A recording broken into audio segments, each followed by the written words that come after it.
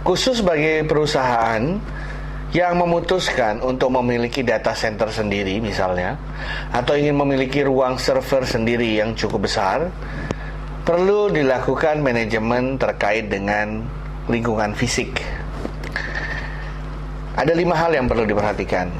Yang pertama adalah pemilihan site atau pemilihan tempat serta rancangan layout dari tempat tersebut. Pemilihan tempat sangatlah penting karena kita tahu persis ada banyak hal yang harus diperhatikan. Yang pertama adalah jangan memilih tempat di mana di situ rawan banjir misalnya, atau mungkin sering dilanda gempa bumi, atau mungkin di tempat itu sering dilalui orang ramai sehingga sulit dijaga keamanannya. Kalau sudah ditentukan tempatnya, baru dibuat layoutnya. Layoutnya pun harus memperhatikan berbagai hal, dimulai dari keamanannya. Jangan terlalu terekspos dengan matahari misalnya, karena jendela yang begitu besar.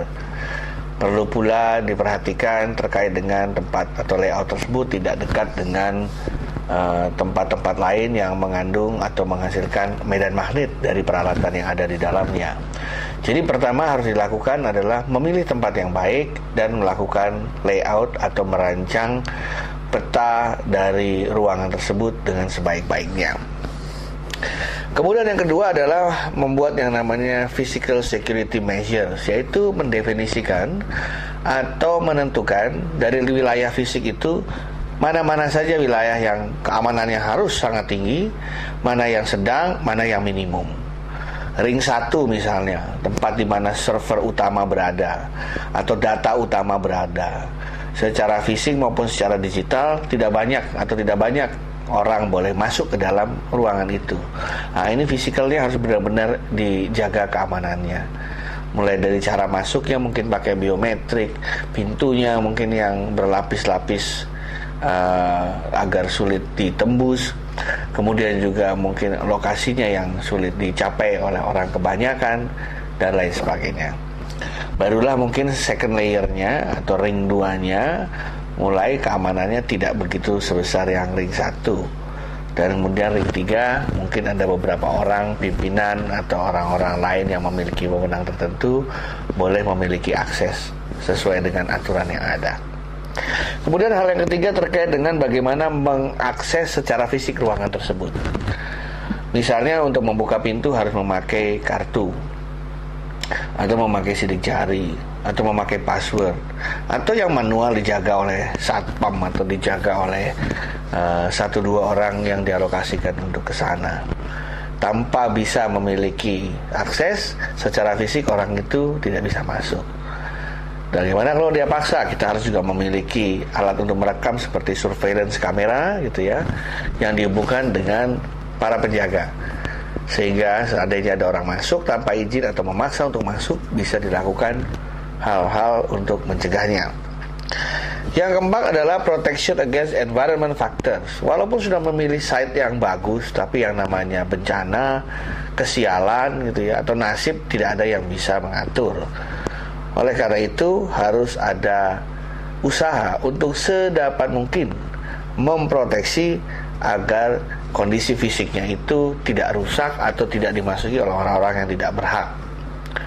Mungkin hal yang kecil aja, masalah kabel begitu ya, yang kadang-kadang sering sekali di perusahaan itu kabelnya dibuat atau didesain sedemikian rupa, dialirkan secara fisik sedemikian rupa sehingga mudah dimakan tikus dan membuat koneksi putus.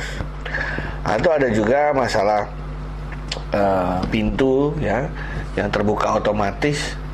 Kalau orang boleh masuk setelah melihat akses code-nya, tetapi dibukanya terlalu lama sehingga orang bisa mengikuti dari belakang tanpa sepengetahuannya, atau bisa rombongan masuk. Itu juga harus dicegah dengan berbagai cara untuk memproteksi. Ada juga yang cara memproteksinya adalah dengan menggunakan tadi yang kami katakan sebagai kamera surveillance ya, atau ada penjaga, atau mungkin double, triple ya. Banyak pengendali yang harus diberikan di sana untuk memastikan bahwa secara fisik tempat-tempat yang harus dijaga itu benar-benar terproteksi dengan baik.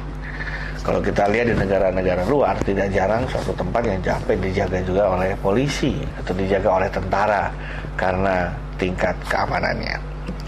Dan yang terakhir adalah SOP atau pengelolaan fasilitas secara fisik yang sudah harus dibudayakan di dalam perusahaan tersebut. Harus ada SOP untuk memelihara fisik dari lingkungan ini. Mulai dari hal yang simpel, misalnya membersihkan debu-debu yang kadang masuk gitu ya. Kemudian juga mengelap kaca yang ada ya, melihat satu-satu kabelnya setiap hari apakah ada yang putus atau tidak gitu kan.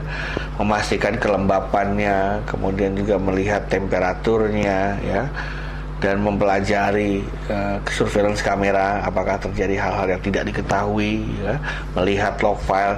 Jadi intinya semua yang terkait dengan fisik dilakukan pengelolaan dengan sebaik-baiknya untuk memastikan bahwa secara fisik aset atau lingkungan sistem informasi yang ada dalam organisasi atau perusahaan terjaga dan terproteksi dengan sebaik-baiknya. Terima kasih.